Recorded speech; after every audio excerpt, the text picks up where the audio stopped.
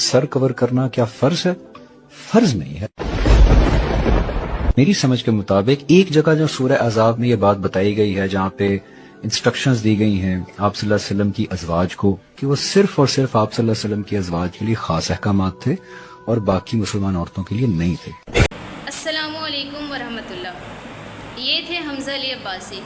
اور ان کی وجہ شہرت یہ ہے کہ یہ شوبز سے تعلق رکھتے ہیں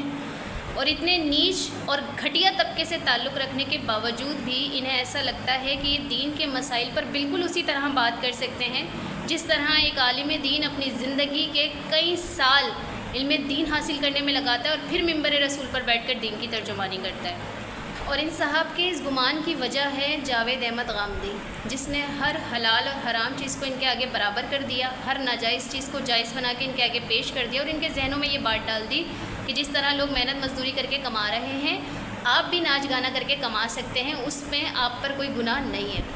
اب کچھ لوگ کہیں گے ویڈیو دیکھ کر کہ یہ الفاظ تو غامدی صاحب نے ادا نہیں کیے، تو ضروری نہیں کہ وہ ہر بات اپنے منہ سے ادا کریں، ان کی تعلیمات بھی بہت کچھ ثابت کرتی ہے، کیونکہ جو لوگ شوبز سے تعلق رکھتے ہیں ان کے فالوورز جو شوبز سے تعلق رکھتے ہیں وہ اپنا راستہ نہیں چھوڑ رہے۔ اس کا کیا مطلب ہے؟ اس کا مطلب یہ ہے کہ انہوں نے سہولتیں فراہم کر دی ہیں۔ غامدی نے دین میں اپنی مرضی کی حدود قائم کر کے ان لوگوں تک پہنچا دی کہ جہاں تک آپ عمل کر سکتے ہیں کریں، لیکن اس سے آگے بھی آپ لوگوں کے لیے کوئی سختی نہیں ہے۔ اگر آپ سے دین کے اصولوں پر نہیں چلا جا رہا تو بس آپ علم انسانیت اٹھا لیں، اس کے بعد ہر قسم کی بات فعال ہی کر سکتے ہیں۔ اس منکرین حدیث کے دماغ کی حالت دیکھیں، اس کا کہنا یہ ہے کہ ہم نے 40,000 حدیثیں اکٹھا کی ہیں یہ بات ثابت کرنے کے لیے کہ دین کا حدیث سے کوئی تعلق نہیں ہے، اور اس دماغ کے ساتھ بھی لوگ اسے قبول کر رہے ہیں۔ کس لیے؟ یقیناً اسی وجہ سے کہ یہ حمزہ علی عباسی جیسے لوگوں کو ان کی مرضی کا دین بتا رہا ہے۔ آپ نے کبھی غور کیا ہے کہ جب بھی اس سے دین کے متعلق کوئی سوال کیا جائے تو یہ جواب میں ضرور کہتا ہے میرے نزدیک، میرے حساب سے یا میرے نقطۂ نظر میں، اس بات کا یہ مطلب ہے۔ لیکن اگر اس کی ریفرنس آپ قرآن اور حدیث سے لیں تو اس کے نقطۂ نظر سے قرآن اور حدیث کا نقطۂ نظر بالکل مختلف ہوتا ہے،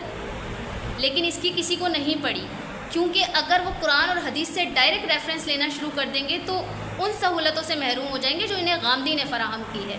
اب آپ اس میٹھے لہجے والے منافق کی تعلیمات کا اندازہ اس بات سے لگا سکتے ہیں کہ کیسے اس کے جانشین حمزہ علی عباسی نے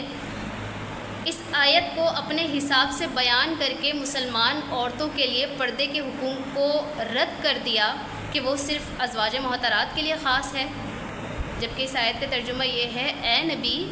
اپنی بیویوں، بیٹیوں اور مسلمانوں کی عورتوں سے کہہ دو کہ وہ اپنے اوپر چادریں لٹکا لیا کریں،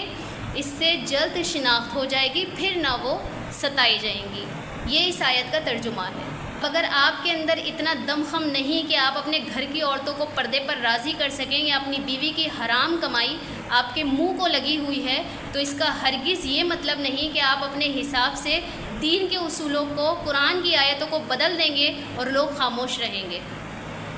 بدلے گا زمانہ لاکھ مگر قرآن نہیں بدلا جائے گا، ہے قول محمد قول خدا، فرمان نہیں بدلا جائے گا۔ ڈرو خدا سے، ہوش کرو، کچھ بکر و ریا سے کام نہ لو، یا تو اسلام پہ چلنا سیکھو یا اسلام کا نام نہ لو۔